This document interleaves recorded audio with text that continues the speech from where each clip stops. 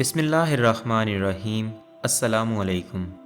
جب حضرت آمنہ نے حضرت محمد صلی اللہ علیہ وسلم کو جنم دیا اور آپ صلی اللہ علیہ وسلم کی ولادت مبارک سے حضرت عبد المطلب کو آگاہ کیا گیا تو انہیں اپنے پیارے بیٹے کی اولاد کی خبر سے بے حد مسرت ہوئی۔ وہ بھاگے بھاگے گھر تشریف لائے اور ننھے مولود صلی اللہ علیہ وسلم کو اپنے دونوں ہاتھوں پر اٹھا کر خانہ کعبہ میں لے گئے، جہاں انہوں نے ان کا نام محمد رکھا۔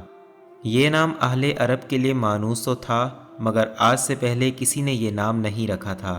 اس کے بعد وہ واپس گھر تشریف لائے اور ننھے محمد صلی اللہ علیہ وسلم کو ان کی والدہ ماجدہ کے سپرد کر کے بنی سعد کی دائیوں کا انتظار کرنے لگے، جو نوزائیدہ بچوں کی پرورش اور دیکھ بھال اپنے صحرائی گھروں میں کرتی تھیں۔ عرب کے معزز اور نمایاں گھروں میں ایک رواج تھا۔ مورخین میں آن حضور صلی اللہ علیہ وسلم کے سال ولادت کے بارے میں اختلاف ہے۔ ان میں سے زیادہ تر کا خیال ہے کہ آن حضرت محمد صلی اللہ علیہ وسلم کی پیدائش عام الفیل یعنی 570 عیسوی میں ہوئی۔ سیدنا عبداللہ بن عباس رضی اللہ تعالی عنہما کا کہنا ہے کہ آپ عام الفیل کے دن پیدا ہوئے تھے۔ کچھ دعویٰ کرتے ہیں کہ آپ اس واقعے سے 15 برس پہلے پیدا ہوئے تھے۔ ابھی تک کچھ مورخین کا یہ دعویٰ ہے کہ آن حضور صلی اللہ علیہ وسلم عام الفیل سے چند دن، چند ماہ یا چند سال بعد پیدا ہوئے تھے۔ بعض اس واقعے کے 30 یا 70 دن بعد آن حضور صلی اللہ علیہ وسلم کی ولادت ظاہر کرتے ہیں۔ اسی طرح ان میں آن حضور صلی اللہ علیہ وسلم کی ولادت باسعادت کے مہینے میں بھی اختلاف تھا۔ تاہم زیادہ تر لوگ اس بات پر متفق ہیں کہ آپ ربیع الاول کے مہینے میں پیدا ہوئے۔ بعض کے نزدیک یہ مہینہ رمضان، محرم، رجب اور صفر تھا۔ اسی طرح ولادت کے وقت میں بھی دو مختلف آراء ہیں۔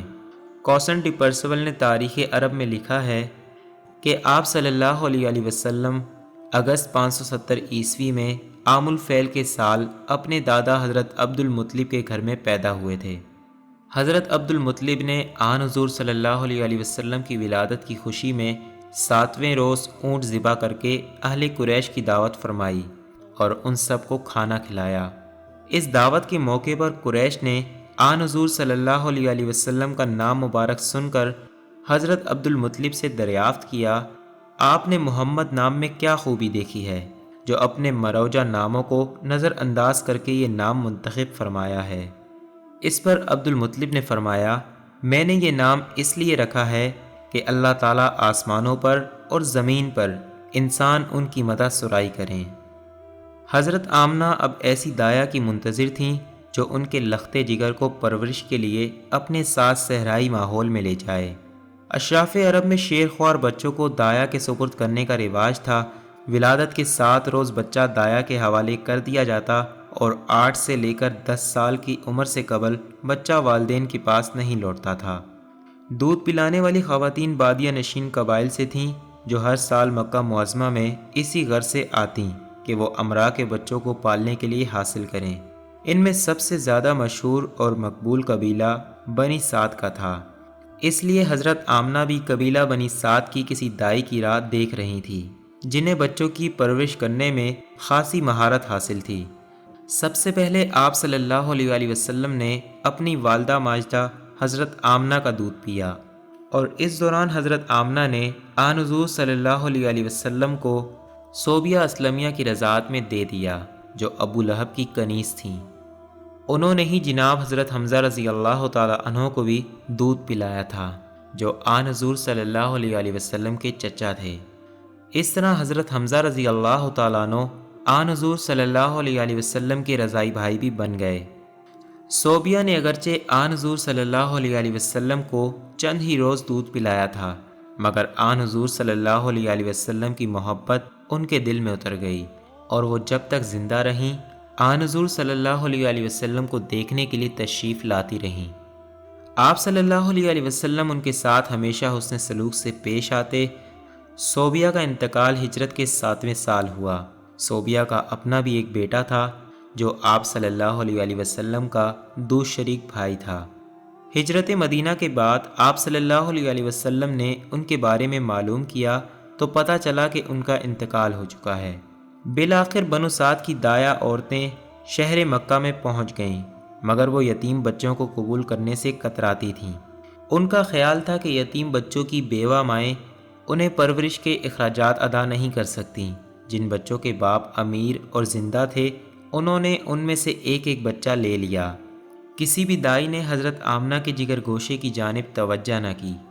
ان خواتین میں حلیمہ سعدیہ بنت ابو ذؤیب بھی تھیں، جو پہلی مرتبہ آپ کو یتیم جان کر چھوڑ گئی تھیں۔ لیکن جب حلیمہ سعدیہ کو جو کمزور بھی تھیں اور کوئی شیر خوار بچہ نہ مل سکا اور اہل قافلہ نے صحرا کی طرف لوٹنے کے لیے سامان باندھ لیا، تو انہوں نے اپنے شوہر حارث بن عبدالعزیز جو اس سفر میں ان کے ہمراہ تھے ان سے کہا، مکہ سے خالی ہاتھ لوٹ کر جانا میرے لیے باعث ندامت ہے، جبکہ دوسری عورتوں نے بچے حاصل کر لیے ہیں۔ خدا کی قسم میں تو خالی ہاتھ نہیں جاؤں گی اور واپس جا کر اس یتیم بچے ہی کو قبول کر لوں گی۔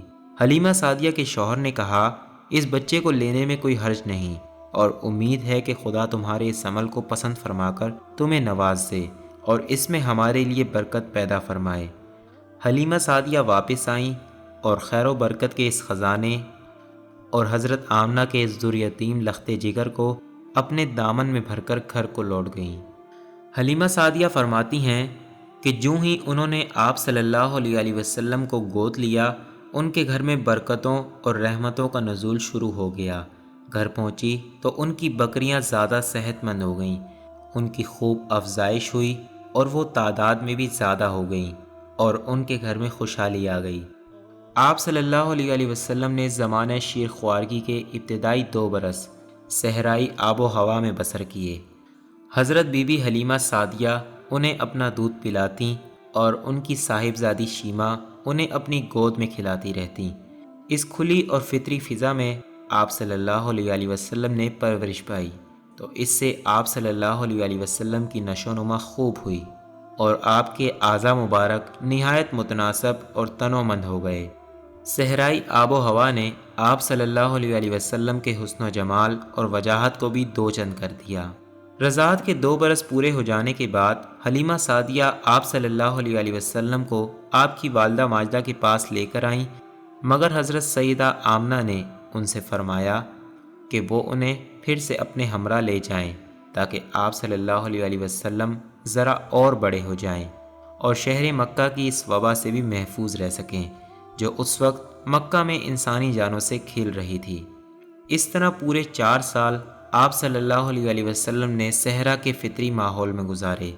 اس فطری ماحول میں آپ صلی اللہ علیہ وسلم کی پرورش نہایت عمدہ طریقے سے ہوئی اور آپ ماحولیاتی آلائشوں سے دور فطرت کی آغوش میں پروان چڑھے اور آپ صلی اللہ علیہ وسلم کی صلاحیتوں میں مزید نکھار پیدا ہو گیا۔